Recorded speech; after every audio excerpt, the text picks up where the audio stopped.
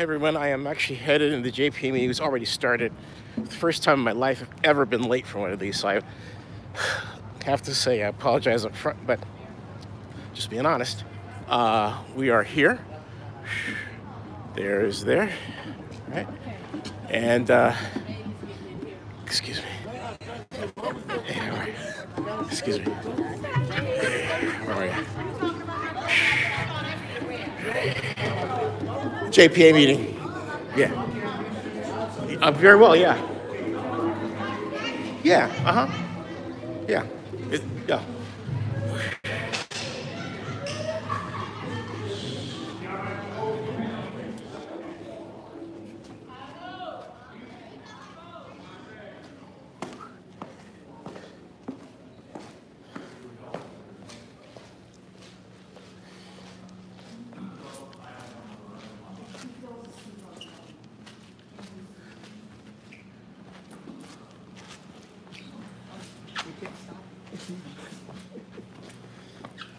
Ken Houston, the city sent out an RFQ, $11 million to address this issue.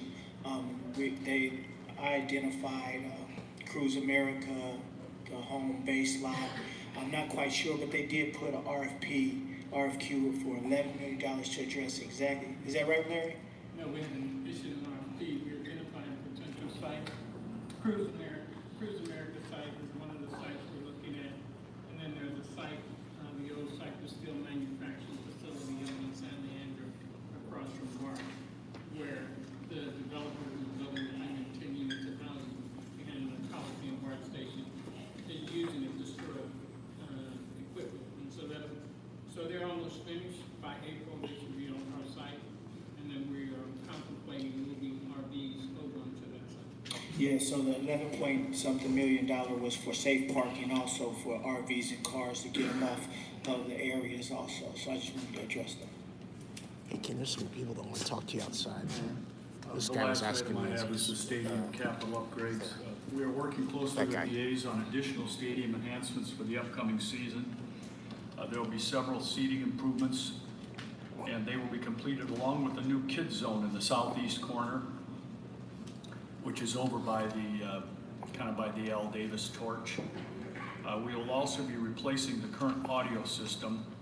If you've been to any of our games or events, you know that our audio system here is really in sore need of improving. We will have that ready to go on opening day. All these projects, except for the audio system, will be paid for by the A's, and we will be splitting the cost of the audio system with the A's, and we will build that into our capital budget. And that is the completion of my report. Thank you. Mr. General Manager, have a report.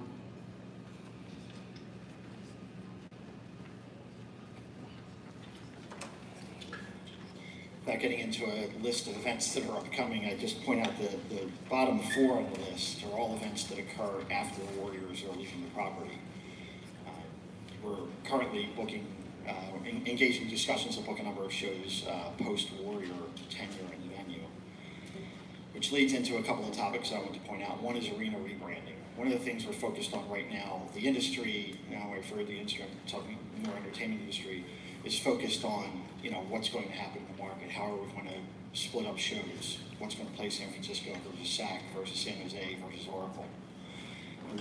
We're working on a plan currently to rebrand the venue, much as we did 7 years ago, in a way that will maximize use of the venue. Concurrent with that project, we'll also be taking on sales of suites and sponsorship in the venue, which previously had been handled by the Warriors. Though that inventory will now be available for sale to help and increase revenues to offset some of the adjusted market share with another competitor in the market. We're pretty far down the road with a plan to be ready to hit the ground running with that on July 1. We're actually marketing those assets currently for the period after the Warriors leave. Another piece of business we've been working on to try and improve revenues post-Raiders, is to develop more festival business. We had a very successful festival last summer that drew over 40,000 people 2 consecutive days in the parking lot. exceptionally successful. We're looking to grow that this year, and we're looking at 2 other genres of music where we can do the same type of business. For perspective, one festival that runs 2 days has the same financial impact, roughly, of about 5 or 6 concerts. So it's a pretty significant piece of business to chase, and we're getting some traction with it. Any questions? Okay, thank you. So item 6 is a new business, a resolution approving the authority's response to the 2017-18 grand jury final report and authorizing the executive director to transmit the authority's response to the presiding judge of the Superior Court of Alameda County. Thank you. In your board packets, if you would go to the staff report on this resolution. Its background in the California grand jury system, several grand juries serve dual roles. The first role is to act as a civil watchdog of civil corruption, while the second is to investigate alleged crimes, decide whether to file an indictment against someone. In their watchdog role, the grand juries may investigate local agencies and issue findings and recommendations at the end of their investigations. Once a civil grand jury issues a report with findings related to the public agency, the agency has a legal obligation to provide a written response to the report within 90 days. It's in the response that the agency must indicate, 1, if it agrees or disagrees, in part or in whole, with any of the findings contained in the report. 2, if it had implemented all the study or will not implement any recommendations contained in the report. Beyond the legally required responses, the agency may include additional information in its response as it seeks to provide an explanation or a clarification regarding the subject of the report. Both the report and the agency responses are public record. In 2017-18 Alameda County Grand Jury Final Report contains a section titled the Coliseum Ticket Bonanza, which is directed to the Alameda County Coliseum Joint Powers Authority in the County of Alameda. The grand jury decided to explore the issue and to exclude the city of Oakland from its final report in response to an implicit challenge in the 17 report that the City of Oakland Public Ethics Commission report. The final report identifies 3 categories of problems: distribution practices, reporting practices, and uninvestigated potential tax liabilities. Ticket distribution practices.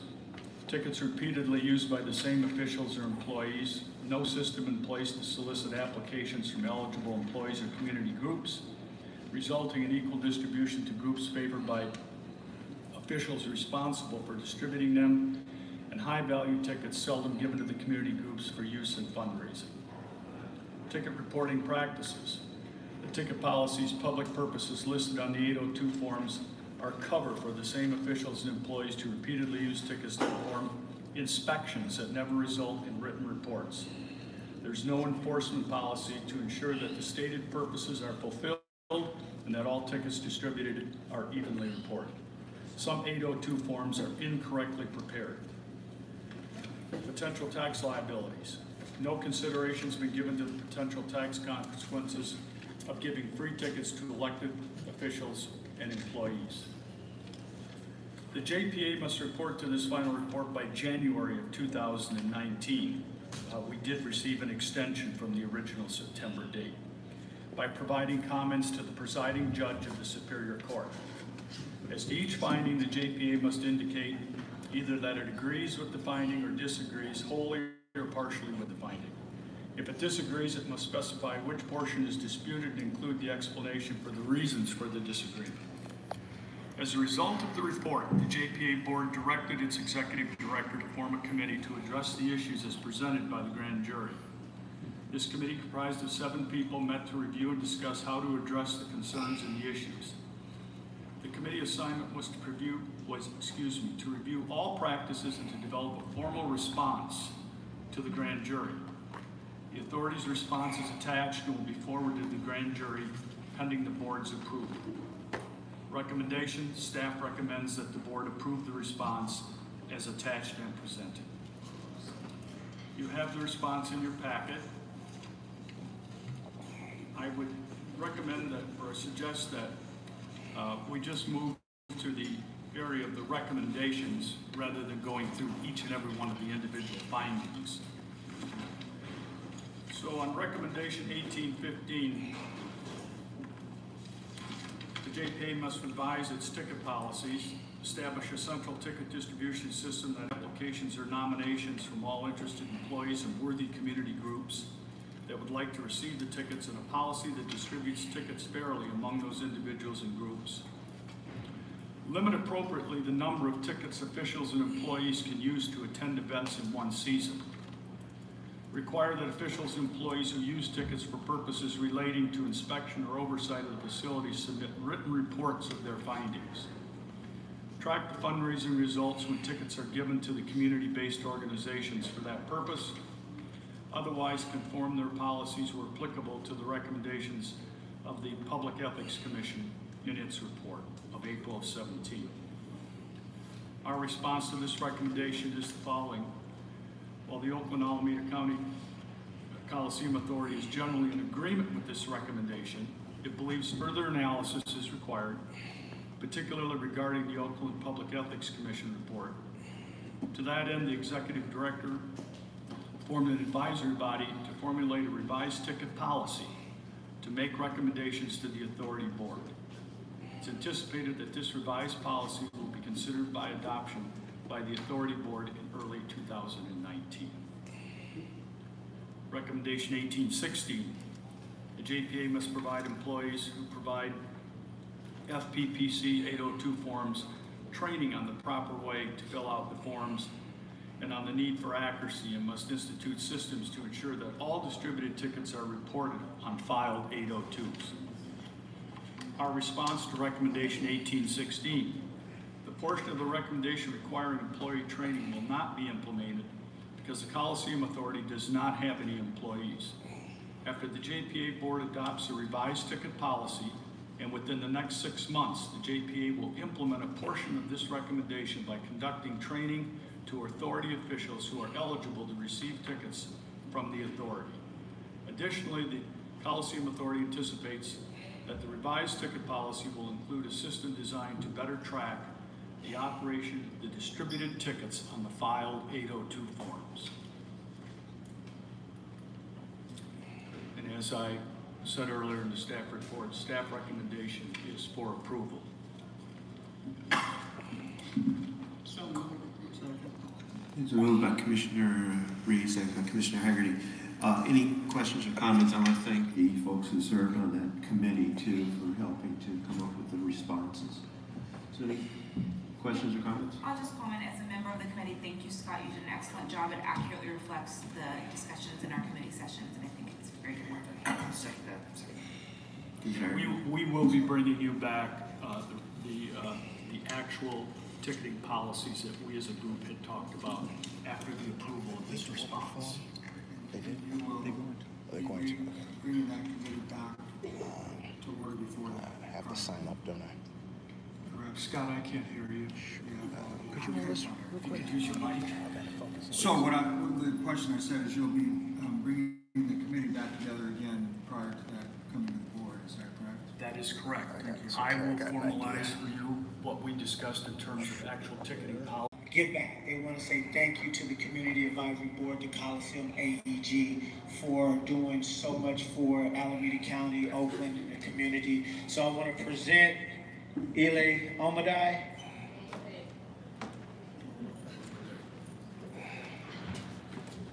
It's beautiful, Larry. They're in your district.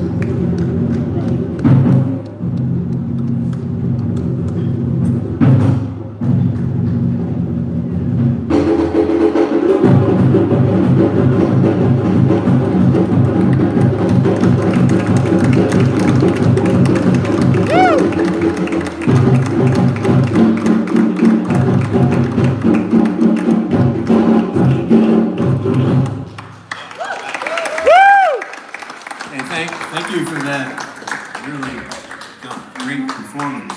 All right, we're going to recess into closed session.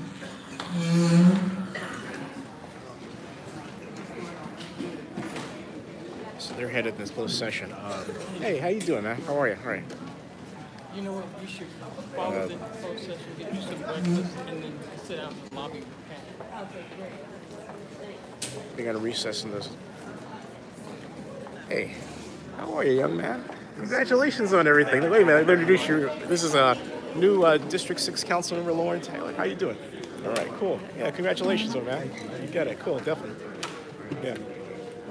Hey, we got to sit down sometime. I'm flying out Sunday, but we'll figure it out. Or just talk. We have a lot to talk about. She's better than she was a little bit ago. Thank you for asking. That's why I'm able to be here. Yeah, thank you. Appreciate it. Thank you. We're going to hang around and see if they come out of closed session. I don't know. How are you? Hey, how you doing? This is oh man, this is great. Hey, this is the man. This man is legend. He's legend. This is awesome dude. Happy New Year, dude. Hey, did you guys talk about the naming rights agreement at all, or is that closed session? I think we'll be closed session. Right. Yeah. This is the man, folks. He should have ran for mayor. I did say that.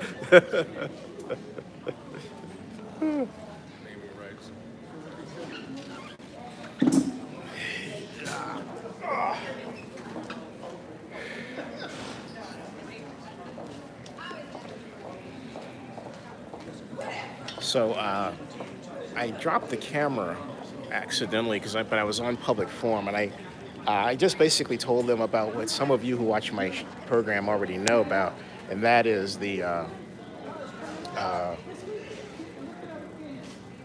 my trip to Las Vegas and the meeting that I was at, or the party that I was at, the Raiders sponsor party, the potential sponsor party. And the fact that Jerry Jones was the master of ceremonies, and that in his role in the relocation, but because I don't like to assume that anybody knows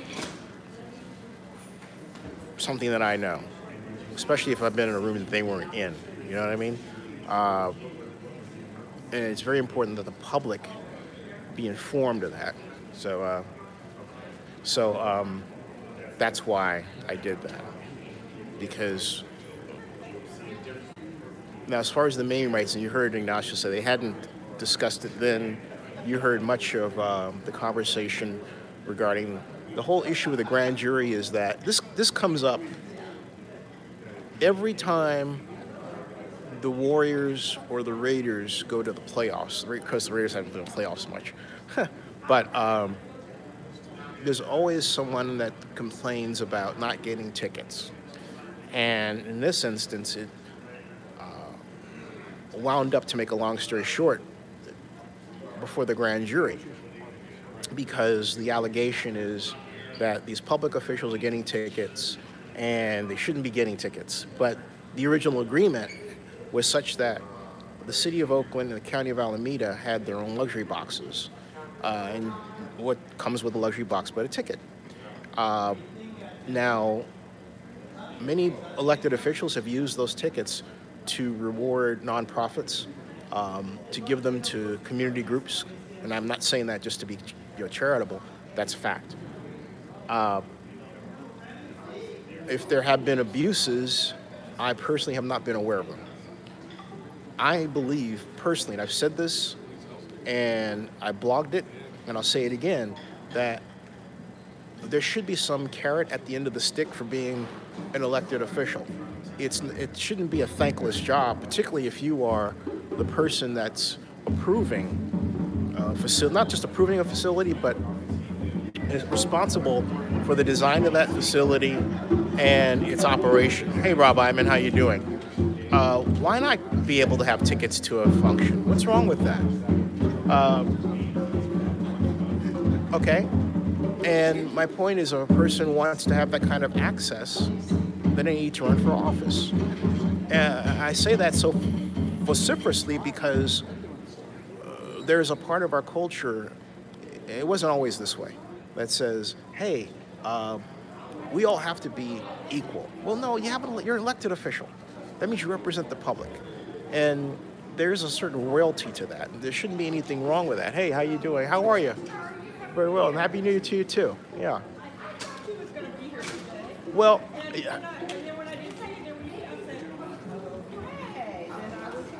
yeah, no, well, I flew in Monday. I've been out of town, for the most part, and I set my alarm. It's like, oh my God. But then I wanted to be here specifically, not really so much just to cover this, but also to share what I shared, because a lot of people don't get to be in that room. Thank you. I appreciate it. Thank you. Thank you.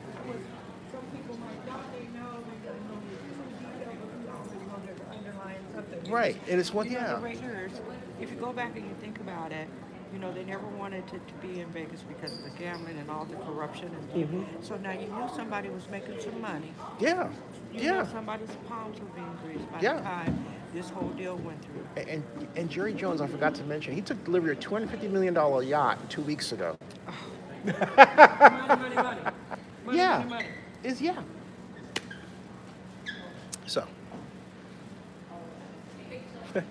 So at any rate, it's a major problem. The problem, this organization has not taken up the lawsuit. It is not officially a party to it. There are people who are on the board who are, however. Hey, Black Lion, how you doing?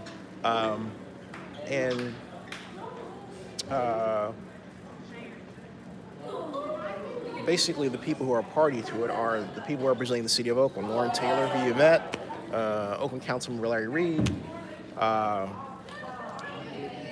But the county side is not. The county of Alameda is represented by Ignacio De La Fuente, Scott Haggerty, Nate Miley, Chris Dobbins, okay? So that's the county side. Are they coming back out after close? They always come back out double because just one person or two okay. be chair, Riley, and they'll report what they have to report in closed session, which is normal. Okay. She said They'll that. come back and say, and they'll probably be in there for a while. They'll come back and say, the board has nothing to report at this time. An hour or so? Yeah, at least probably 45 minutes. What she said basically is that they'll be in there for about 45 minutes to an hour, and they will come back and say, okay, Nate Miley will come and say, give his report, which is generally we have nothing to report, okay? So this isn't like the meetings, this isn't like 2 years ago, 3 years ago, when we had the lease extension and Mark Davis sat right there, and they gave the press conference. The last 4 times, actually the last 5 times, they've had a meeting regarding the Raiders' lease extension. The Raiders have not been in the room. So when you see that Mark Davis thing on the agenda, it doesn't mean that Mark Davis is going to be here. It used to mean that in the past, but lately it doesn't mean that at all. So what's on the table, what they're going to be looking at in closed session, I'll tell you. I can tell you now because it should be public, but all right, this is what they're going to be looking to. Hey, how you doing? There is a proposed adjustment to the lease that would call for a reduction of the lease from $7.5 million to 5.5 million. Okay, and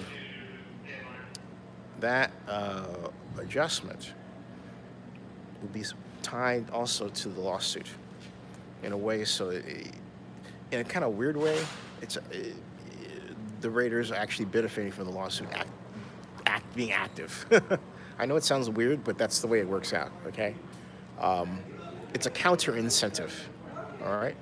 Now, this board's gonna get their first taste of it, as I don't expect them at all to make any decision on it.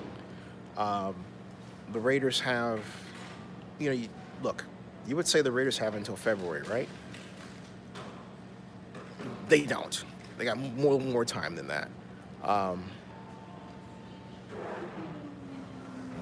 And in their past, they've taken more time, okay? So, there you go. You guys got any questions? Hey, thanks for showing up. Appreciate it. Maybe I'll take you guys on the tour of the Oracle. This power source in the hallway on the south side of the floor, are they going to need that powered up for this show? She's better, thank you for asking. Yeah, that's where I spend most. Yeah, yeah. I basically live there now. I've been there. I've been in Oakland last year, only 59 days of the year. I just send rent. Yeah. And no, and I think she doesn't really, well, she doesn't, we've talked about that. That's a good idea. I mean,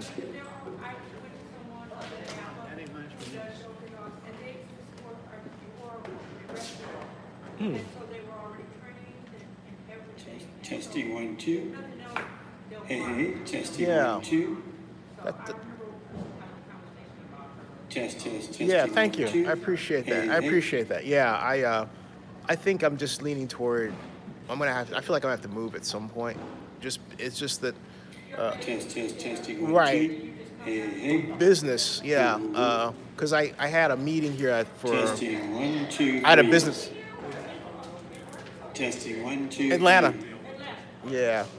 No, I had a business meeting here. So basically, it was about, frankly, making money that helps me help her, right? So it still involves her, and Testing 1, 2, 3. So that's, yeah, and that's really why I have the base here, because all of my ties and relationships that lead to business are here, and I would have to start all over, and I was fearful of having that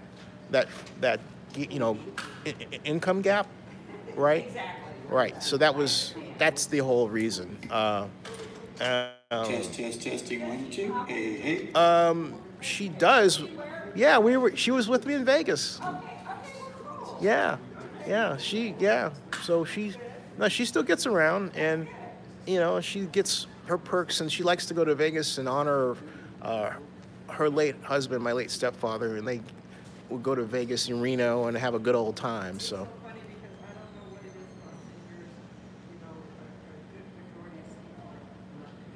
Mm-hmm. Mm-hmm.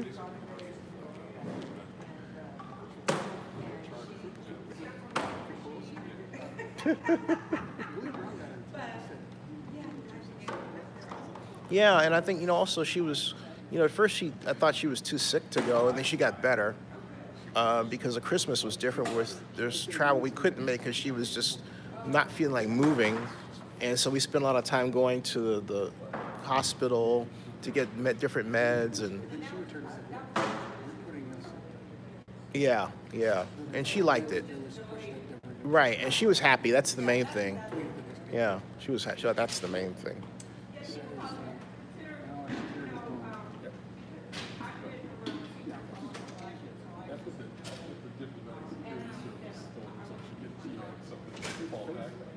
Mm-hmm.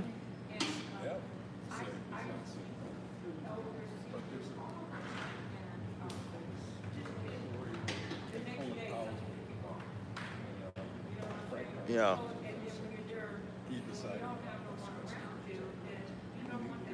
That's right. Oh, you reminded me of something I need to do too. I'll be right back, folks. For a second.